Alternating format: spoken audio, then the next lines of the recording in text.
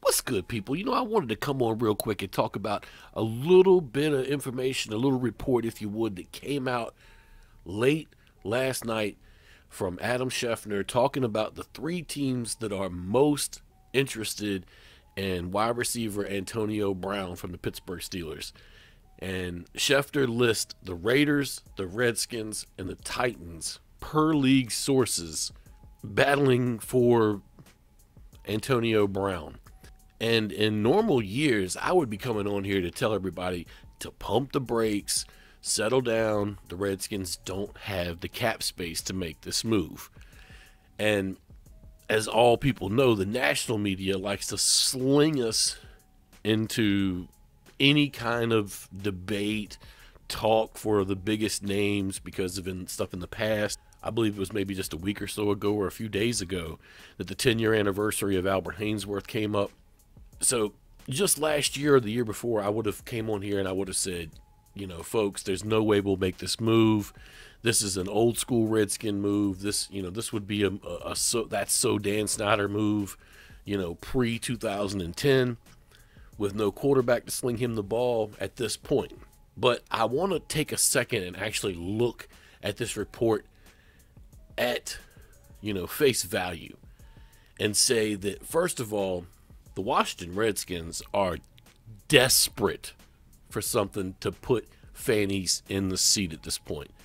And I was talking to somebody about this topic a few days ago, and I told them that I didn't think there's any way that this move gets made.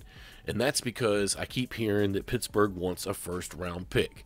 And I do not believe that Washington will give them a first-round pick for Antonio Brown. Now, the way that this would work for the Redskins would be if they could somehow send a player over there, easing some, roster cap issues. And the only player that I could think in my mind that the Steelers probably would be interested in that would have a high enough cap hit to make something like this work would be Josh Norman. That's the only player that I could think of. I mean, the Steelers have an obvious need at cornerback. Now, in my opinion, that puts the Raiders in the driver's seat for this conversation.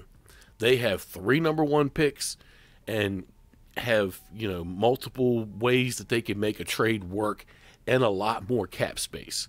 I believe this could be ESPN's way of trying to maybe start a little bit of a drama set up between the two brothers. It didn't take long for that to happen, a season and a half. But honestly, if you're looking at legitimate places for Antonio Brown, I wouldn't have picked these 3. The Raiders makes the most sense out of all 3, though. But in my opinion, to get a really good look on things, I'd like to take a look at Antonio Brown's contract real quick. Okay, here we can take a look at his contract here. And as you see, going into 2019, he's got a big cap hit. But the number to pay attention to is the base salary and the yearly cash, because the other stuff will have to be picked up by the Steelers upon them making the move. It'll be a dead cap hit. A lot of it will probably be signing bonus that he's already seen.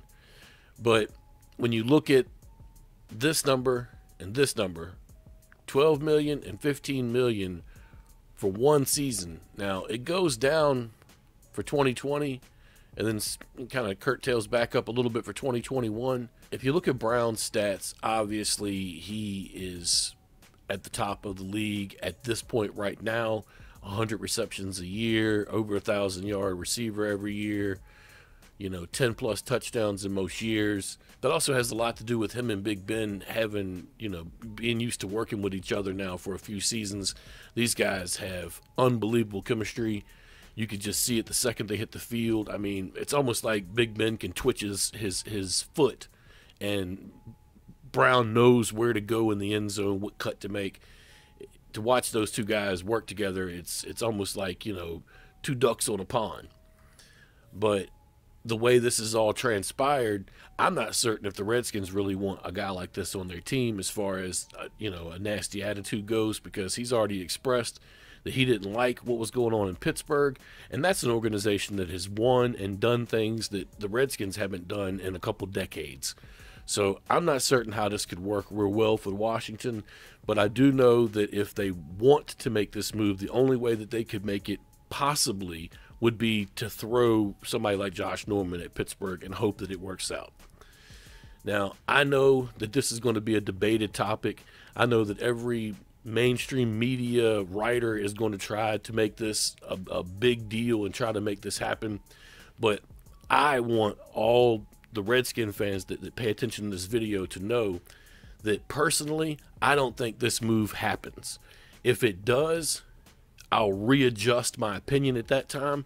But right now, I don't think this move happens. I do think it would make the football team better, although I think it would also put Washington in a position where they had to go out and chase a free agent quarterback like a Teddy Bridgewater, or they had to draft a quarterback in the first round of the draft.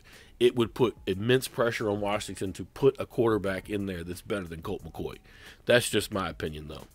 But let me know your opinion down in the comments. Make sure to like the video. I don't ask very often, but if you're new to the channel, make sure to subscribe. There's a little bell next to the subscribe thing. Go ahead and hit that bell, and it'll give you a notification anytime I upload a video over here. Now, I know YouTube is kind of iffy and kind of sketchy on giving you notifications, but it's better to hit the bell and know that for sure that maybe you can get a notification. But anyway, that's about all I got. Hail to the Redskins. Peace.